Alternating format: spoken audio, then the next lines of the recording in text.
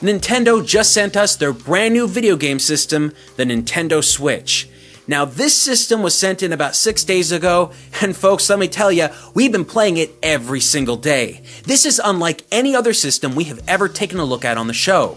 In the past, if we've taken a look at a portable system, even if it had video out, it generally was really just trying to be a portable console. Or if we've taken a look at a home console, well, they really aren't systems that you can just play on a bus. But with the Nintendo Switch, all that has changed. This is the very first time we've ever seen a fully portable and fully home console system that not only does both of those things, but it's also a modular design, meaning that you can take the controllers out and do a whole bunch of different things and have a whole bunch of different setups with it. This really is a system trying to do a billion different things. But really, is it a jack of all trades or a master of none?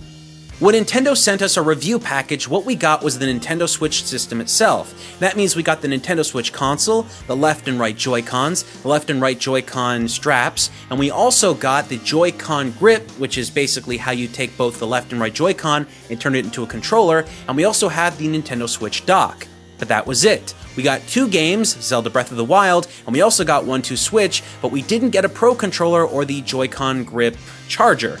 Everything we got was essentially what everyone else will get when you get the box itself. And whatever game you get, well, that's basically up to you. The first time you take the Nintendo Switch and put it into the dock, you've just turned on a video game system. There's no difference here between any other video game system on the market, really. You got a power button that powers it on, and there's no additional buttons or switches that are needed to turn it on to TV mode. Because once you've put it into the dock prevents you from seeing the screen because there's a big plastic shield in front of it, just to kind of tell you not to look at the screen anymore. And it kind of sets the standard for what you're going to experience. Everything works straight up on the TV, and with the Joy-Con controllers, you're basically just using a stay-at-home video game system. But where the difference is on this console is the ability to take it anywhere. When you're on the go with the Nintendo Switch, there's a couple of things you should probably note right at the beginning. To begin with, this is a portable system with a battery built into it, but the battery doesn't really last that long. In our testing, at least playing Zelda Breath of the Wild, we found that the system lasted just over 2.5 hours, and that really isn't the longest battery life in the world. I find that my cell phone runs a heck of a lot longer, and it's also capable of playing 3D games. The only difference is, I'm not always playing 3D games on it, and that means that the only things my phone needs to be really worried about is accepting text messages or surfing the internet every so often. But when a system like this is focusing on 3D graphics, it takes a lot more power out of it, and that could be something that really taxes the battery. But there are solutions to the battery that we'll talk about later. One thing you won't be able to remedy is how wide this game system is. Now, while it is essentially pretty thin, the actual idea of having a screen in the center and 2 Joy-Cons to the left and right means that the system kind of takes up a lot of space. I can't fit it in my pants, which is unfortunate because that's kind of how I would take this around with me anywhere. And although you could take off the Joy-Cons left and right, stick them in one pocket, and then the Switch itself and put them in another, I have keys, I've got a wallet, I've already got a cell phone in my pockets. There just isn't enough room to have this anywhere else. And that kind of sucks, especially when you think about this as a portable system. But if you want to take this around in a backpack or some kind of carry-all case, maybe then it would be more of a portable option for you. But if you're used to playing the 3DS and just having that in your pocket and pulling it out whenever you want to play it, well, that's not the experience you're going to get with this. Even though the Nintendo Switch's battery life has been pretty short in our testing, I gotta say that the inclusion of a USB-C port on the bottom of the Switch makes things a lot easier to deal with. Unlike with every single Nintendo portable system ever made, this isn't a proprietary connection. There are tons of chargers and battery banks you can buy right now for fairly cheap prices online that you can utilize to extend the battery of the system. A company called Aukey reached out to us when they found out that we had a Switch and sent us a 30,000 milliamp hour battery. Now this is a really big battery, and it actually can charge the Switch for a day and a half or more depending on your usage. Any battery bank that utilizes USB USB-C in your collection right now should work, but one thing to keep in mind is that if your battery bank isn't really powerful enough, you're not going to be able to charge your Switch fully or even really give it any additional power beyond a couple of minutes at best. We drained the Switch's battery completely, and after we utilized this battery bank with a USB-C cord, it took 3 minutes and 31 seconds in order for us to be able to turn on the system. Before that, it just needed to charge and it was incapable of starting up. But one thing we discovered was that when you're using the Switch and having it charged through a battery bank, it actually doesn't charge very fast. After 1 full hour of play, we only managed to get about 8% of the battery charged. The system utilizes so much power just to keep things running. So what we did was we turned off the system, plugged up the USB-C directly, and in about 2 hours the battery fully charged from there. So if you were to ever get a battery bank and you wanted to play this on the go, you really should keep in mind that you're probably not going to be giving it enough of a charge to keep going after the battery bank has died out. One of the big problems I noticed while using this power bank with the Switch was that if I played the Switch in tabletop mode, the USB-C port on the bottom just basically couldn't be accessed. So your only options are holding the system and charging it that way while you have the power bank somewhere else, which can be awkward. You can leave it face up or face down on a table or maybe in your backpack with the power bank attached that way. This is a consumer side solution, which means this is totally up to you and how you want to address the battery issue. Maybe 2.5 hours while playing Zelda is good enough for you, but for a lot of people that's probably not going to be enough to really enjoy and play the game while in portable mode. Because I personally feel like the Switch just really isn't the most portable system in the world already, I feel like they should have made it just a little bit thicker to put in a much larger battery. If they did that, well, this console could possibly last for a lot longer than it does right now. Another possible problem that might crop up in the future is that we really don't know what future games are going to require out of the hardware of the Switch. Maybe it requires a lot more power and energy to get the certain graphics to run in portable mode, and if that's a factor, the battery's going to last a lot less than it does with Zelda. But maybe there's going to be an instance where a game requires a lot less energy and lasts a lot longer. This is really up to what the games are going to require out of this system, and we seriously just don't know what that's going to be like. Unlike virtually every other video game system I have ever looked at, this one didn't come with a single controller design. Because it has 2 separate controllers that are essentially working in tandem, you've got yourself a bunch of different games like 1-2 Switch that just have a variety of things going on, and it's so hard to know what's working specifically well and what's not working that well. But what I can tell you is that one of the issues we had directly at the beginning was that the left Joy-Con is having some kind of desync issue.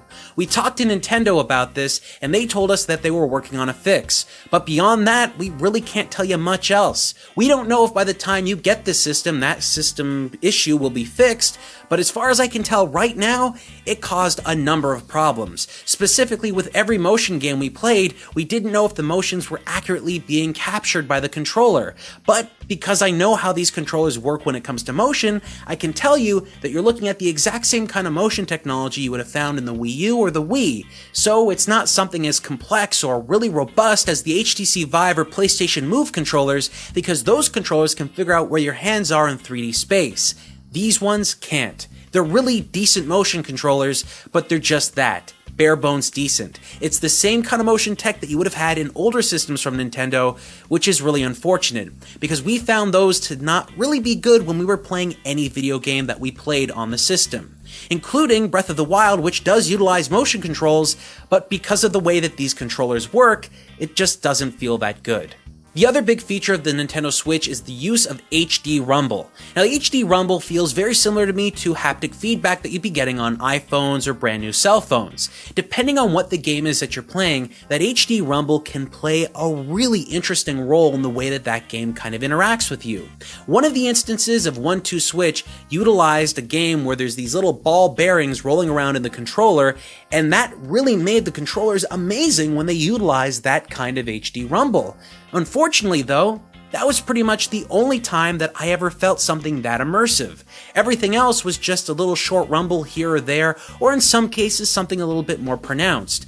But beyond that one instance with rolling balls, every other game just doesn't utilize it that well. And if this is a case where players are really dependent on Nintendo making use of these new HD Rumble features, I really hope we get something a little bit better than what we are getting right now, because Zelda Breath of the Wild is a pretty big experience, but it only utilizes the rumble in very basic ways. In fact, if I didn't know any better, I would have said that they designed this game without knowing HD rumble existed. One of the most important aspects of controller design is the button placement, and the Nintendo Switch has 2 different controllers and a whole bunch of different ways you can hold those controllers, but it is missing one very iconic Nintendo feature, the D-pad. The lack of a D-pad might be an issue, but remember, there's a reason why Nintendo did this, because the left and right JoyCons can be used as individual controllers. If they did have one with a D-pad, whatever game you were playing on that left JoyCon or that right JoyCon wouldn't have been able to actually have 4 individually inputtable buttons. So what they did utilize is efficient, but not as good as what a D-pad would be. Now, here's the thing though, folks. The fact that they made these Joy-Cons individual controllers is what caused this problem. Nintendo could have easily chose not to do this, but this is the path they've chosen, and we're not going to know if this is going to be a big issue until we start to see a lot more games that traditionally would have used D-pads, like Virtual Console games or third-party games being produced by developers that are still utilizing D-pads on other systems like the PlayStation 4 or Xbox One. I'm a big fan of how good the left and right Joy-Cons felt in the Joy-Con grip. This setup was my favorite way to use the controllers. You might assume since the left and right Joy-Con snap into the Joy-Con grip itself that it would feel a little loose, but it totally doesn't. It feels like a real physical controller that was built that way. Nintendo has done an incredible job at getting the left and right Joy-Cons to snap into every method that you use and making it feel solid. You'll probably be able to feel a little bit of movement once in a while, but it's nothing that will totally distract you from playing a game properly. They're using a metal rail system to snap everything together, and although over time that might loosen up a bit, or maybe if you drop the system it might damage it, I didn't experience anything personally that made me feel like that was going to be a problem anytime soon. What was a problem though was using this console in portable mode, or holding the individual Joy-Cons left and right in each hand. The left Joy-Con is set up very well with all of its placement and its buttons. The joystick going right underneath your thumb is very easy to access and very easy to move, but that is not the same feeling you're going to get with the right Joy-Con. The thumbstick's position on this controller is simply inexcusable. It is not easy to reach, and I am not kidding. After 7 attempts of playing in portable mode, after 30 minutes or even less, my thumb would lock up or it would get incredibly sore to the point where I couldn't play a game anymore. This was damaging to me, because the inability to play this game system portably means that I can't take this around with me anywhere, simply because the only way I'd be able to take it with me somewhere is to set it up on a table and utilize the Joy-Con grip. I spoke to a medical professional that deals with ergonomics and muscle pain, and he confirmed with me after watching me play the Switch that the way that the Switch is set up in that specific instance is gonna naturally hurt my hand. He watched me use an assortment of other controllers and we couldn't replicate the same problem. It's specifically the way that they've designed this Joy-Con. Now, I can't stress this enough. What happened with me while playing this controller may not happen with you, but unfortunately, you won't know if you have the same problem unless you try the Switch for yourself. And as far as it goes with using the individual Joy-Cons in a side profile way to play a bunch of different video games, sure, I guess that does work. It's not amazing because everything is in a very awkward place, but it is what it is.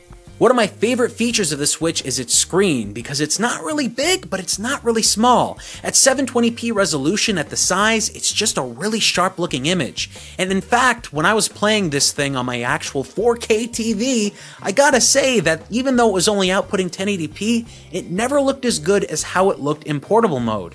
And the touchscreen itself is also quite responsive, and although none of the games I played utilized it, the operating system did, so I was able to just kind of flick through menus really quick, and it seemed to be pretty damn decent. This isn't something I was expecting to be as good as it was, but really, there were instances when I wanted to play games in portable mode and preferred it that way than actually having it on the TV. And my obvious favorite of all the portable modes was tabletop mode, utilizing a Joy-Con grip. Tabletop mode generally works well with very few issues, but the kickstand is really flimsy. Now don't get me wrong, it does get the job done, but it's a little embarrassing on just how poorly implemented it is. For instance, if you hit the power button or the volume rocker on the top left, it's put in the opposite position of where the kickstand is, so the Switch will naturally fall over unless you're holding it with another hand. That's just poor design, and I don't care how you cut it, this was something that could have easily been remedied by putting the kickstand on the other side. But hiding underneath that kickstand is a welcome feature, the micro SD card slot, because unfortunately the Nintendo Switch has very little usable space. Every Nintendo Switch being sold right now has 32 gigs built in, but because the operating system takes up a little bit of extra space, you only have access to 25.9 gigs. For people that don't care about how much space they have because they plan on buying all of the games directly from a store and just getting them on game cards, you've probably got nothing to worry about. But if you're looking at getting some games that are limited to eShop releases, well, this might become an issue as time goes on. We already know and have confirmed that there is one game that's going to be so big you won't be able to download it onto the internal memory, which is unfortunate, but for many consumers out there that really do want to download stuff, you'll be able to get microSD cards for a pretty cheap price. This may in fact be more of an issue for game developers than it will be for consumers. Game developers can only bank on the fact that a consumer is going to have at least 25 gigs free on their system. And because we already know that there's a launch game coming out in Japan that is already way too big, well, clearly they didn't put enough memory in this console. But this may not be an issue for you if you're willing to buy microSD cards. Just keep that in mind.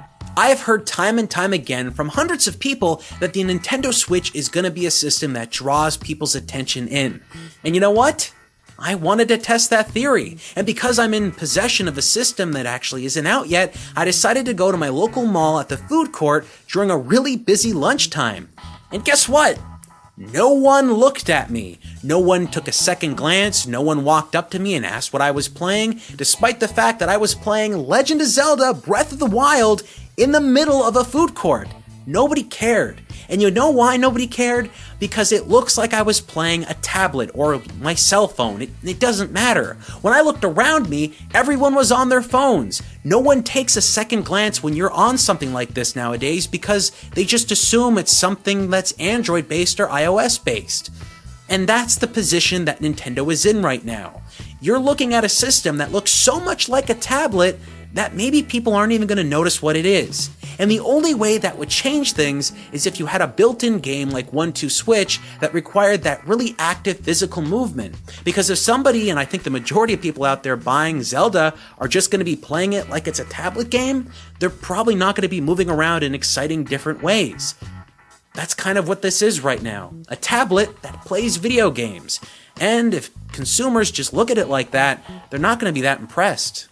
The big question on every gamer's mind right now is this: will the Nintendo Switch be a success? Because if it's successful, a lot of people will sponsor it and support it, and buying that system won't be that big of a drag when you can buy so many games for it.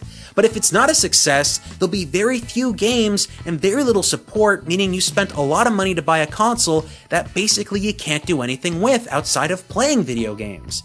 And really, well, I just don't think it's going to be that successful. Yeah, it's going to sell more than the Wii U, but it probably won't sell as much as the 3DS. What I'm seeing here is a system that isn't as good as a 3DS when it comes to the portability factor. And on the other side, it's not as powerful or has as much memory as a PlayStation 4 or Xbox One, meaning that you just can't get a lot of games to be installed on it, and developers are going to be hesitant to make games on it. This is a system that has a lot of things going for it, but a lot of things going against it. But at the end of the day, I just don't believe it's a master of anything it's attempting to be.